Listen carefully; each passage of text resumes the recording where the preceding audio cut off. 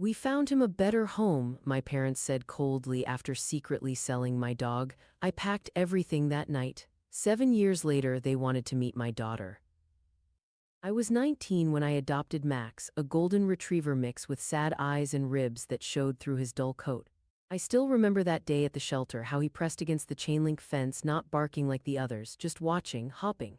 His previous owners had dumped him after moving to a no-pets apartment complex. Their loss became my salvation. Back then, I was stumbling through my first year of community college, working nights at a 24-hour diner, and living in a shoebox apartment that smelled perpetually of the Chinese restaurant below. My parents had made it crystal clear they wouldn't be funding my reckless decision to skip a 4-year university. Independence was my middle finger to their controlling ways, even if it meant living on ramen and tips. Getting Max wasn't planned. I couldn't afford a dog. My landlord only allowed pets with an extra deposit I definitely couldn't spare. But when those brown eyes locked with mine at the shelter, something shifted inside me. I emptied my meager savings account, worked double shifts for weeks, and convinced my landlord to let me pay the pet deposit in installments. My parents were livid. "A dog? You can barely take care of yourself," my mother had spat over the phone. My father's voice had that familiar, disappointed tone. "This is exactly why we wanted you to live at home," one impulsive decision after another. But Max wasn't impulsive. He was necessary. He was the first thing that felt truly mine. Those first months we grew together. I taught him to sit, stay, shake. He taught me patience, routine, responsibility. When I'd come home exhausted from double shifts, his excitement made the fatigue worth it. On nights when the walls of my apartment seemed to close in, his warm body curled against mine kept the darkness at bay. He slept on my bed, ate whatever I could afford, and never once complained when dinner was late or walks were shortened because of my work schedule. Max gained weight. His coat grew shiny. The shelter dog with fearful eyes transformed into a confident, gentle companion who charmed everyone at the dog park. Even my crusty old landlord would slip him treats when I paid rent. Then Aunt Sarah got sick. Pancreatic cancer, stage 4, Mom's only sister, living 3 states away with no one else to help. Despite our strained relationship, family was family. When Mom called asking if I could fly out to help for 2 weeks while she arranged hospice care, I didn't hesitate. But Max was the complication. My friends lived in dorms. The boarding kennels wanted more per night than I made in 3 hours of waitressing. In desperation, I called my parents. "Just for 2 weeks," I begged. "I've written down all his routines, his food, his medicine for his ear infection. Please, I don't have anyone else to ask." Their reluctance was palpable, but they agreed.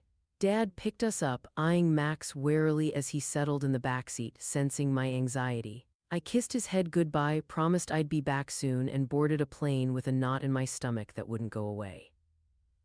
Those 2 weeks stretched into 3 as Aunt Sarah's condition worsened. I called daily, asking about Max. The updates grew increasingly vague. "He's fine, eating well, no trouble."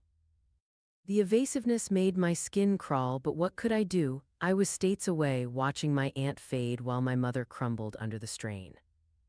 Then came the call that Aunt Sarah had passed. Another week for the funeral and settling affairs. By then, the knot in my stomach had transformed into full-blown panic. Dad's texts about Max had stopped entirely. I landed back home with my chest tight with anticipation. All I wanted was to bury my face in Max's fur, to feel his heartbeat against mine while I processed my grief. Dad picked me up at the airport, unusually quiet. No mention of Max, no anecdotes about his antics, nothing. When we pulled into their driveway, Mom was waiting on the porch, no golden shadow bouncing at her side. "Where's Max?" my voice cracked. The silence felt like a physical blow. "We found him a better home," Dad finally said, not meeting my eyes. "A family with kids and a yard. He needed more than you could give him." I couldn't process the words, couldn't breathe. "You sold my dog." "Rehomed," Mom corrected, as if the semantics mattered. "He was destructive, chewed furniture, barked constantly. The neighbors complained." Lies, all lies. Max wasn't destructive. He was trained. He was good. "Where is he?" I demanded, my voice barely recognizable. "Who has him?" "It's done," Dad snapped. "You're too young for this responsibility. We did you a favor." A favor. They called stealing and selling my dog, my family, a favor. I don't remember much of what followed. There was screaming, crying, accusations. I tore through their house looking for any sign of Max, any clue to where he might be. In Dad's home office I found it, a receipt tucked into his desk drawer, $300 and a name, Daniel Mercer, an address in the suburbs. I took it and walked out, ignoring their calls to be reasonable, to understand they'd acted in my best interest. Nothing they said mattered anymore. They weren't parents, they were thieves. The Mercers lived in one of those cookie-cutter developments with perfect lawns and matching mailboxes. A neighborhood I could never afford. I knocked, heart pounding, rehearsing what to say, what to do if they refused. A woman answered, puzzled at first, then horrified as I explained who I was, why I was there. Her husband joined her, equally uncomfortable as the story unfolded. "We had no idea," he said quietly. "Your parents said they were moving to a condo that didn't allow pets. They never mentioned." "Can I see him?" My voice broke. "Please, I just need to see him." They exchanged looks, then nodded. Mrs. Mercer called softly, "Apollo, come here, boy." Apollo. They'd even changed his name. But when he bounded around the corner, nothing else mattered. Max, my Max, stopped dead in his tracks. For one terrible moment, I feared he wouldn't recognize me. Then his entire body began to quiver, a whine building in his throat before erupting into joyful barking as he launched himself at me. I collapsed to my knees, burying my face in his fur as he frantically licked my face, his entire body wiggling with happiness. He remembered. He knew me. To their credit, the Mercers were decent people. When Mrs. Mercer's eyes filled with tears watching our reunion, I knew they'd grown to love him too. Their kids would be devastated. They'd paid honest money. But they also had humanity my parents lacked. They understood that some bonds can't be broken by convenience or cash. "Take him," Mr. Mercer said finally. "He's yours, always was."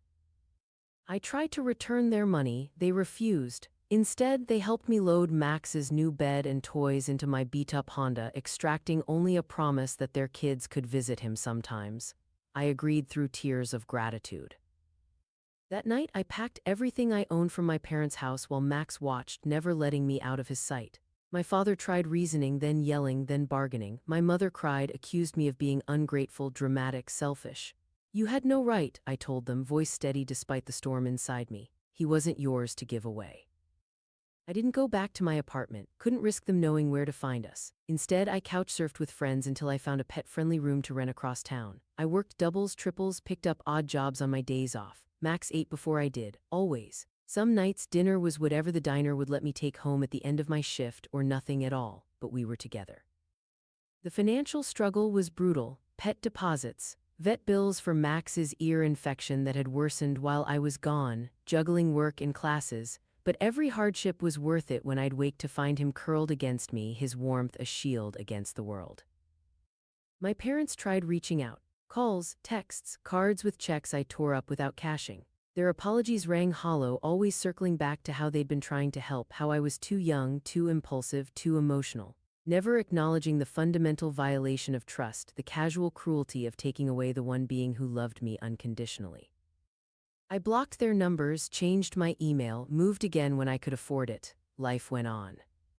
Years passed. I graduated, found a job at a marketing firm, met Ryan at a dog park when Max, graying around the muzzle but still playful, decided Ryan's husky Luna was his new best friend.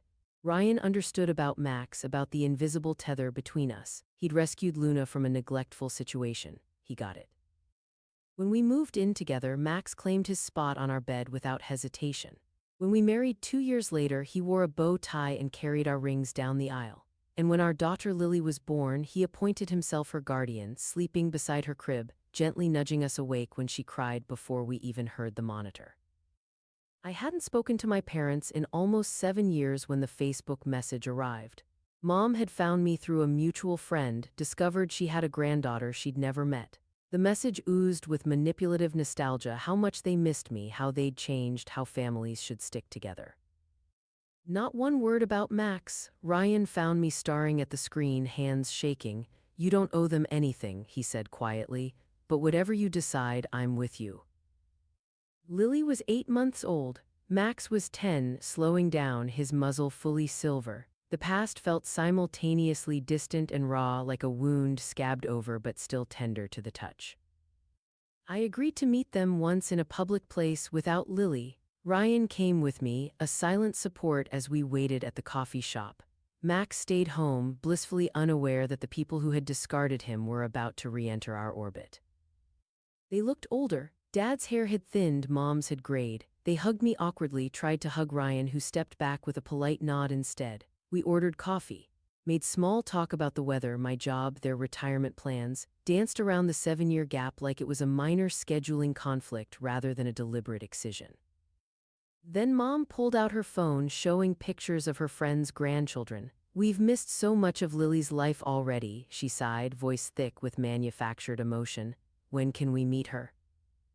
"That depends," I said evenly, "on whether you can acknowledge what you did." Dad shifted uncomfortably. "That was so long ago, we made a mistake, we're sorry, can't we move forward?"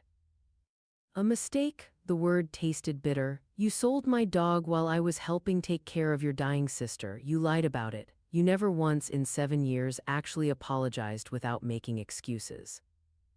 "We thought," Mom began, but I cut her off. "If you can't even say it, how can I trust you with my daughter?" Silence stretched between us, heavy with unsaid words. Finally, Dad leaned forward, his face flushed. "Fine, we sold your dog. We did it because we were angry you moved out, angry you were making it on your own without our help. We wanted to teach you a lesson about responsibility, about consequences. It wasn't about the dog being destructive, it was about showing you that we still had control." The admission hit like a slap, even though I'd always suspected it. 7 years of distance, and they still couldn't see how twisted their logic had been. "His name is Max," I said quietly. "He's 10 now, he sleeps at the foot of Lily's crib every night. He's the reason I met my husband. He's the reason I learned what real love looks like, the kind without conditions or control, and you almost took that from me." Mom was crying now, mascara tracking down her cheeks. Dad stared at his coffee cup like it held answers. "I'll send you photos of Lily," I continued. "Once a month, if that goes well, maybe we can schedule a video call in a few months, but you don't get to pretend the past didn't happen. You don't get to play loving grandparents without earning back my trust." They agreed, desperate for any connection. I didn't tell them that Max was slowing down, that the vet had found a mass during his last checkup, some truths they hadn't earned the right to share. The photos turned to video calls, the video calls to brief, supervised visits. Each time they brought gifts for Lily, tried to buy her affection the way they'd once tried to buy mine. Each time I reminded them of our boundaries. Ryan watched them like a hawk, never fully warming to the people who had caused so much pain. Then came the day Max couldn't get up from his bed. His back legs, once strong enough to leap into my arms, now trembled with the effort of standing. The vet confirmed what we already knew: the cancer had spread. There were treatments that might buy time, but they would only postpone the inevitable while possibly causing suffering.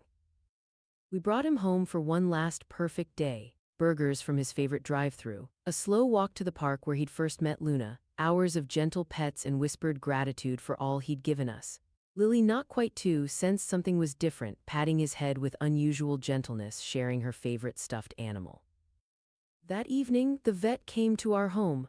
Max went peacefully, his head in my lap, Ryan's hand on his flank, surrounded by love and dignity, the exact opposite of how my parents had discarded him years before. I couldn't bring myself to post about his passing on social media, couldn't bear the platitudes from people who didn't understand what he'd meant to me. But I needed my parents to know, needed them to face what they'd done, what they'd nearly stolen from me. I invited them over, something I'd never done before. They arrived excited, bearing gifts for Lily, expecting another step toward reconciliation. Instead, they found our home somber, photos of Max displayed on every surface, his collar resting on the mantel. "Max passed away yesterday," I said without preamble. "I thought you should know." The color drained from Mom's face. Dad stood frozen, the gift bag dangling forgotten from his fingers. "I'm so sorry," Mom whispered, reaching for my hand. I let her take it, feeling nothing. "Do you know what keeps going through my head?" I asked quietly. "That you almost took away 10 years with him, 10 years of love, of growth, of family. You almost made it so I never saw him grow old, never got to say goodbye, never got to hold him at the end." Dad sank heavily onto our couch. Jenny, no, I need you to hear this. You didn't just sell my dog, you tried to sell my family, my heart, and now I need you to look at these pictures and see exactly what you almost stole from me. I showed them Max as best man at our wedding, Max gently licking newborn Lily's feet, Max teaching Luna to play fetch, Max sleeping beside me through college all-nighters, Max's gray muzzle resting on my pregnant belly, a life, a history, a love story they'd tried to end for spite. We didn't understand, Mom said, tears streaming down her face. He was just a dog to us, and that's why I'll never fully trust you, I replied, because anyone who can say just a dog is someone who doesn't understand love without conditions. We sat in silence after that, the weight of everything said and unsaid filling the room. Eventually, Lily toddled in, breaking the tension as only a child can. I let my parents stay for dinner. Let them play with their granddaughter, but something fundamental had shifted. In acknowledging Max's death, they finally had to face the reality of what they'd done, not just to a dog but to me, to trust, to family. We maintain contact now, limited visits, holidays, brief calls. They've learned not to push boundaries, learned that access to my life and my daughter is a privilege they nearly lost permanently, not a right they're entitled to. They send birthday cards to Lily and remember the anniversary of Max's passing with respectful texts. It's not forgiveness exactly, but it's recognition, acknowledgement. And in the end, that's all I really wanted, for them to see the enormity of what they'd done and to live with that knowledge the way I'd had to live with the almost loss of it. Last year we adopted another rescue, a scruffy terrier mix Lily named Captain. He sleeps where Max once slept, loves as Max once loved. Different but the same in all the ways that matter. When my parents visit, they're careful with him, respectful of his place in our home. They've learned finally that family isn't just blood. Sometimes it's fur and paws and unconditional love.